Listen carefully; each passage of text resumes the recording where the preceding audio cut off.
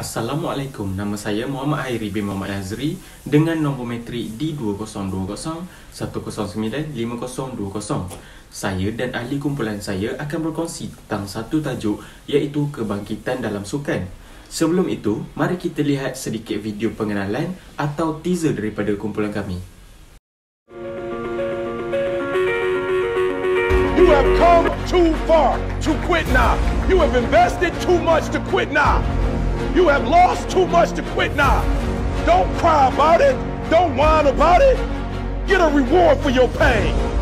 And so by being committed to everything that I started, I finished it. It built a certain type of spirit. It built a certain type of mentality. It built a certain type of individual. And so now I couldn't quit even if I wanted to. I couldn't stop even if I wanted to. I had too much sweat equity in my life and everything that I was doing.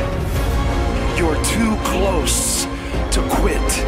Now, you gotta take another lap. You gotta take another lap, because you never know. This might be the one. You can't stop because you're tired. You can't stop because you got your feelings hurt. You gotta take another lap. Keep walking, keep walking, keep walking. You're gonna make it. You're gonna do it. You got an unstoppable fire. Come on, take another lap. Don't you stop. Don't stop walking. Baiklah, apa itu kebangkitan? Menurut kajian WAN pada tahun 1997 menyatakan bahawa kebangkitan ialah tahap kesediaan fisiologi individu tersebut untuk beraksi secara fizikal, intelektual dan perseptual yang tidak dipengaruhi oleh emosi. Manakala dalam konteks sukan pula, kebangkitan dalam sukan ini merujuk kepada tahap perubahan fisiologi yang akan memberi kesediaan pada atlet semasa perlawanan berlangsung. Sekiranya atlet itu gagal mengawal tahap kebangkitan diri mereka, maka atlet tersebut tidak akan dapat beraksi dengan prestasi yang optimum dan memberikan prestasi yang terbaik. Seterusnya, saya akan menerangkan proses kebangkitan dalam sukan. Kebangkitan dikawal oleh sistem saraf autonomi, iaitu sistem ini akan mengawal fungsi luar kawalan badan kita sebagai manusia, iaitu sebagai contoh, mengawal degupan jantung, tekanan darah dan juga pernafasan kita. Sistem saraf autonomi ini terbahagi kepada dua, iaitu sistem simpatetik yang mengawal kebangkitan dan juga parasimpatetik yang merupakan penenang kepada kebangkitan. Kebangkitan untuk setiap individu adalah berbeza-beza dan kebiasaannya akan dialami sewaktu sebelum dan sewaktu perlawanan berlangsung. Maka atlet tersebut perlu mengawal tahap kebangkitan mereka supaya tahap kebangkitan sentiasa berada di tahap yang optimum, iaitu tidak terlalu tinggi dan tidak terlalu rendah. Sekarang kita beralih kepada faktor kebangkitan dalam sukan. Faktor yang pertama ialah faktor tekanan terhadap ego. Seorang atlet akan menjadi takut menerima kekalahan daripada pihak yang lemah yang boleh menggugatkan ego atlet tersebut. Faktor yang kedua ialah faktor tekanan terhadap fizikal individu.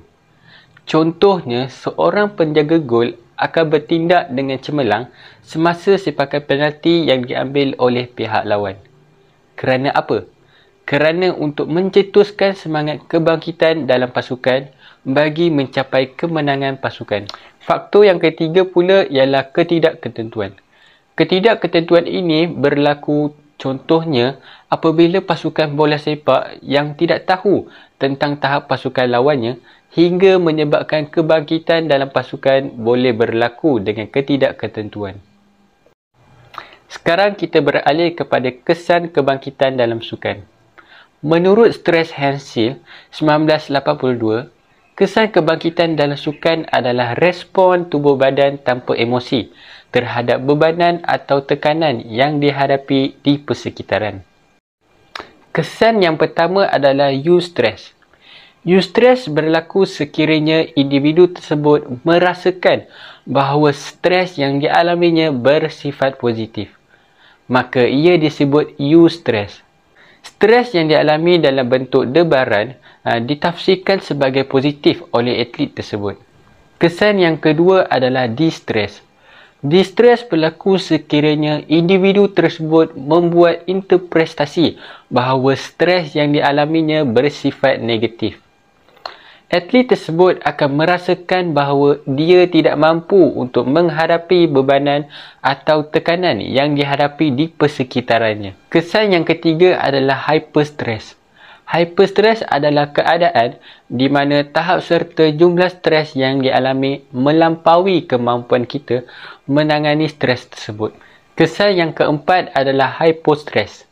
Hypostress adalah keadaan di mana jumlah atau bentuk stres yang dialami tidak langsung merangsangkan atau membimbangkan individu tersebut. Hasilnya, kebosanan akan berlaku ke atas atlet tersebut. Assalamualaikum warahmatullahi wabarakatuh. Nama saya adalah Nur Alia Fatihah binti Razali, memegang kad matrik D202010950023. Adakah anda mengetahui terdapat 9 instrumen atau alat kajian yang digunakan oleh seseorang untuk mengukur tahap kebangkitan dalam sukan?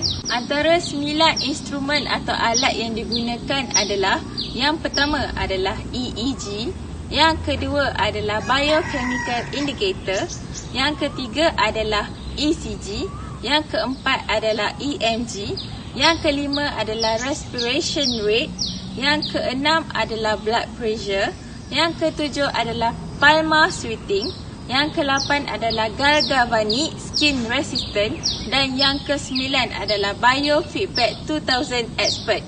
Okey, seterusnya saya akan menerangkan salah satu daripada instrumen untuk mengukur tahap kebangkitan dalam sukan. Antaranya adalah EEG. Mari kita kenalinya. EEG adalah merupakan alat yang mengkaji imej aktiviti elektrik yang direkodkan di dalam otak, iaitu termasuk teknik rakaman EEG. EEG ialah ujian yang mengesan aktiviti elektrik di dalam otak dengan menggunakan cakra logam kecil elektrod yang dilekatkan pada kulit kepala. Okey, sebentar tadi kita telah dengar apakah yang kita ketahui daripada instrumen yang digunakan untuk mengukur tahap kebangkitan dalam sukan.